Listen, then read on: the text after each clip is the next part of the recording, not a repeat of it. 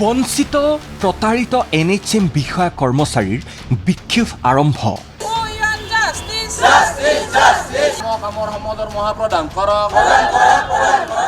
আজিৰে পৰা ৩ দিনৰ বাবে চৰকাৰী স্বাস্থ্য খণ্ডত অচলাৱস্থা।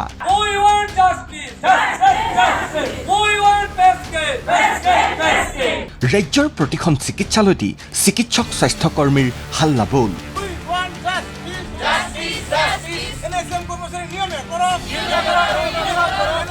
সদৌ অসম স্বাস্থ্য আৰু কাৰিকৰী কল্যাণ সংস্থাৰ উদ্যোগত NHMৰ কৰ্মচাৰীসকলক বছৰ বছৰ ধৰি চৰকাৰে প্ৰতাৰণা কৰি অহাৰ ক্ষোভত আজিৰে পৰা 6 মাৰ্চলৈকে 3দিনীয়া কৰ্মবিৰতি পালন কৰিছে হাজাৰ হাজাৰ চিকিৎসক স্বাস্থ্যকৰ্মীয়ে।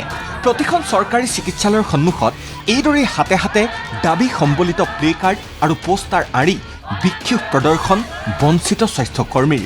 তেওঁলোকৰ প্ৰথম আৰু প্ৰধান দাবী চাকৰি নিয়মীয়াকৰণ কৰক ৰাজ্য চৰকাৰে। যেতিয়ালৈকে চাকৰি নিয়মীয়াকৰণ নহয় তেতিয়ালৈকে 7ম দৰমহা আয়োগৰ নিৰ্ধাৰিত নিৰিখ মতে দৰমহা প্ৰদান কৰক।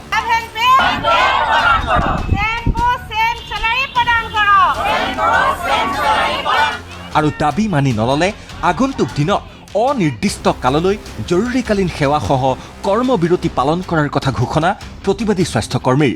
বিনা চৰ্তে নিয়মীয়াকৰণ কৰক আৰু যেতিয়ালৈকে নিয়মীয়াকৰণৰ আঁচনিখন নহ'ব তেতিয়ালৈকে আমাক ৰেগুলাৰ কৰ্মচাৰী যিটো হাৰত দৰমহা পায় সেই হাৰত দৰমহা আৰু সা সুবিধাখিনি প্ৰদান কৰক। তেতিয়াহ'লে আমি অনিৰ্দিষ্টকালীন ধৰ্মঘটলৈ যাম, য'ত আমি ইমাৰ্জেঞ্চি ডিউটিবিলাকো আমি বৰ্জন কৰিম।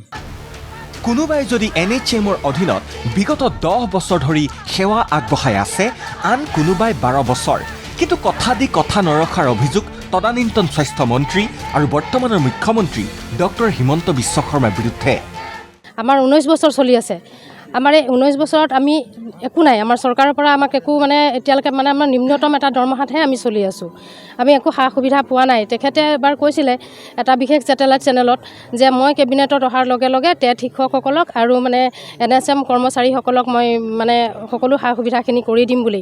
কিন্তু মুখ্যমন্ত্ৰী ডাঙৰীয়াই কৈছিলে, তেতিয়া তেওঁ স্বাস্থ্যমন্ত্ৰী হৈ আছিলে আৰু তেওঁ সেই ৰূপৰেখা বনাই আছে তৈয়াৰ কৰি থৈছোঁ বুলি কৈছিলে।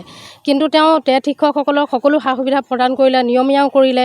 আজি একেদিনাই তেওঁ 50,000 চাকৰিও টেট শিক্ষকসকলৰ নিয়মীয়াকৰণ কৰিলে। কিন্তু আমাৰ স্বাস্থ্য বিভাগৰ কৰ্মচাৰীসকলৰ কাৰণে তেওঁ একো চিন্তা নকৰিলে। উল্লেখযোগ্য যে স্বাস্থ্য খণ্ডত একেধৰণেৰে সেৱা আগবঢ়াই অহা নিয়মীয়া কৰ্মচাৰীসকলে NHM কৰ্মীসকলৰ তুলনাত প্ৰতিমাহে লাভ কৰে অন্যান্য সা সুবিধাৰ লগতে 2-3 গুণ অধিক দৰমহা। সেয়ে প্ৰতিবাদকাৰীৰ স্পষ্ট দাবী সমান কামৰ সমান দৰমহা প্ৰদানৰ ব্যৱস্থা কৰক চৰকাৰে। আমাক যিটো দৰমহা দি আছে সেইটো খুব কম পৰিমাণৰ আমাৰ টকাৰে মাননি হিচাপে দিছে। আমি গভৰ্ণমেণ্টৰ যিমানবিলাক সুবিধা পাব লাগিছিল, আমাৰ পৰিয়ালৰ সুৰক্ষাৰ স্বাৰ্থত কোনো ধৰণৰ সুবিধা এতিয়ালৈকে পোৱা নাই। যিখিনি ৰেগুলাৰ কৰ্মচাৰী তেওঁলোকে আমাৰ সমান একেখিনি কাম কৰে, কিন্তু আমাতকৈ 2-3 গুণ হাৰত তেওঁলোকে দৰমহা পায়। কিন্তু আমি যিখিনি দৰমহা পাওঁ আমাৰখিনিৰে আমাক খাবলৈ নোজোৰে আজিৰ তাৰিখত। প্ৰাপ্যৰ দাবীত কৰ্তব্য এৰি এইদৰেই প্ৰতিবাদত বহিবলগীয়া হৈছে হাজাৰ হাজাৰ চিকিৎসক স্বাস্থ্যকৰ্মী। সুনানা শৰ্মা হয়, মই দন্ত চিকিৎসক হয়। যোৱা 8 বছৰৰ পৰা ইয়াতে কাম কৰি আছোঁ NHMৰ আণ্ডাৰত। কিন্তু আজিলৈকে আমাৰ একো ৰেগুলেশ্যনতো একো হোৱা নাই, বা আমি ৰেগুলাৰ যিমানখিনি সা সুবিধা পায় আমি সেইখিনিও একো আজিলৈকে পোৱা নাই। তো আমি এইটোৱে বিচাৰিছোঁ, যিহেতু ৰেগুলাৰখিনি যিমানখিনি পায় তেওঁলোকো সমান টাইমত সমান ধৰণে কাম কৰে, আমিও যেনেকৈ কৰোঁ, তো আমাক সেইখিনিয়ে লাগে। আমাক 7 পে কমিশ্যনে গোটেইখিনি আমাক সা সুবিধা লাগে, প্লাছ আমাৰ গোটেইখিনি যিমানখিনি চিষ্টাৰ্ছ আছে, যিমানখিনি আমাৰ গোটেই কৰ্মচাৰীখিনিক আমাক ৰেগুলাৰ কৰি দিব লাগে। সন্তান পৰিয়ালবৰ্গৰ ভৱিষ্যতক লৈ শংকিত NHM কৰ্মচাৰীসকলৰ কাতৰ অনুৰোধ মুখ্যমন্ত্ৰী ডক্টৰ হিমন্ত বিশ্ব শৰ্মালৈ। এই NHM চাকৰিটো কৰাৰ পিছত আমি এটা বিগ জিৰ'লৈ ওলাই যাম, কিন্তু আমি ল'ৰা ছোৱালী কি দেখুৱাম? আমি আজি যদি মৰোঁ আমি একো নেপাওঁ।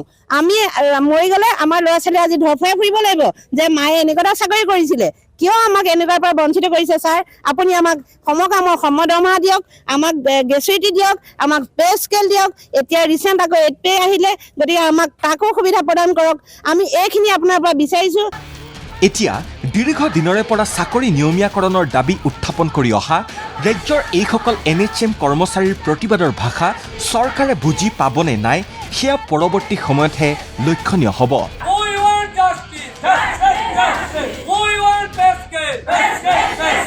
Bureau' report ND24।